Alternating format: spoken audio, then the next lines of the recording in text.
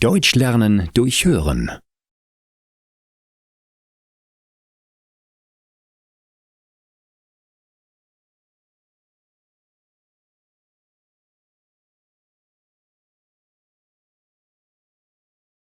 Lieblingsgericht. Endlich ist Wochenende. Die Arbeit war in letzter Zeit ziemlich anstrengend. Dieses Wochenende möchte ich gern ein bisschen entspannen. Zusammen mit meiner Freundin habe ich deswegen entschieden, unser Lieblingsgericht zuzubereiten. Eine große, leckere Pizza. Wir treffen uns am Freitagabend.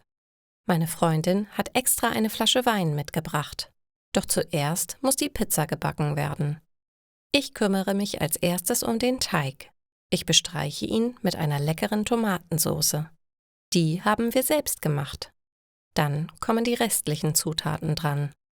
Wir entscheiden uns für eine Pizza mit Paprika, Salami, Schinken und Zwiebeln. Das Gemüse schneiden wir erst in kleine Stücke. Zuletzt wird die Pizza noch mit etwas Käse garniert. Nun müssen wir die Pizza noch backen. Den Ofen hatten wir extra schon zu Beginn eingeschaltet. So ist er nun schon warm und die Pizza kann sofort hineingelegt werden. Nun heißt es warten. Es dauert ungefähr 15 Minuten, bis sie knusprig braun gebacken ist.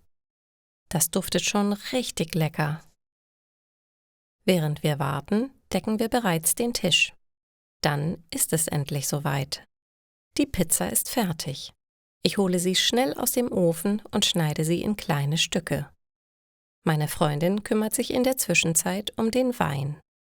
Oh, schmeckt das gut! Es dauert nicht lange, bis wir die gesamte Pizza aufgegessen haben. Jetzt bin ich aber wirklich satt. Danach setzen wir uns entspannt auf die Couch und genießen den Abend. Was für ein gelungener Start ins Wochenende!